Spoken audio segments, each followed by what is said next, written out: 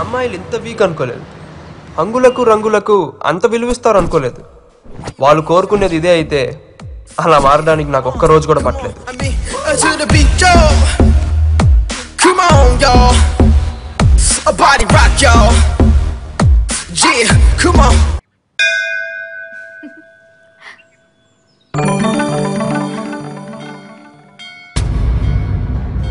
వీడేంటి ఇలా మారిపోయి వచ్చాడు?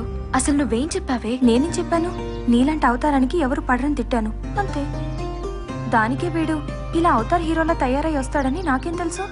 చూడు, నీ వల్ల అడ్వాంటేజ్ తీసుకుంటున్నాడు. Excuse me. ఏంటి? నా పేరు నారాయణ అండి. భారత్ ఇంజనీరింగ్ కాలేజ్లో ఫైనల్ ఇయర్ చదువుతున్నాను. ఈ మధ్య క్యాంపస్ ఇంటర్వ్యూలో జాబ్ కూడా వచ్చింది. ఇవన్నీ నాకెందుకు చెప్తున్నావు?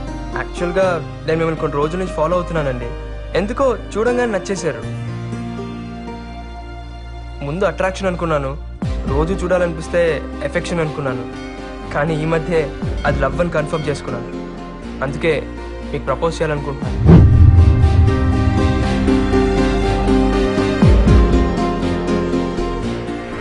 నువ్వు అనుకునేవేవి జరగవు. అదేంటండి? నాకు మ్యారేజ్ అయింది. ఇక నుండి నీ టైమే కాదు, నా టైం కూడా వేస్ట్ చేయకు. చదువుకున్నాడు కదా, అర్థం చేసుకుంటావనే చెప్తున్నాను. నువ్వు ప్రేమించిన పెళ్ళేనమ్మాయినారా అంటే ఏంట్రా? ఇప్పుడు అమ్మాయి మొగుడు సైడ్ చేసి అమ్మాయి నీకు సెట్ కనపడుతున్నాను రా అన్న. నీ సొల్లు లవ్ స్టోరీ నేనేదో నీకు హెల్ప్ చేద్దామని ఇన్ని బీర్లు తాగితే తాగింది అన్న నేను చెప్పేది వినన్నా. ఏంటి? ఆ అమ్మాయి నాకు అబద్ధం చెప్పిందన్నా. ఏమా బాగున్నావా? బాగున్నానండి. ఏమిటి ఈ సంబంధం కూడా వద్దన్నమాట? అబ్బాయి లక్షణంగా 1,00,000 సంపాదిస్తున్నాడు, ఇది కూడా వద్దన్నమాట. సరేనే ఇష్టం. ఏమిటో ఈ కాలపు పిల్లలు.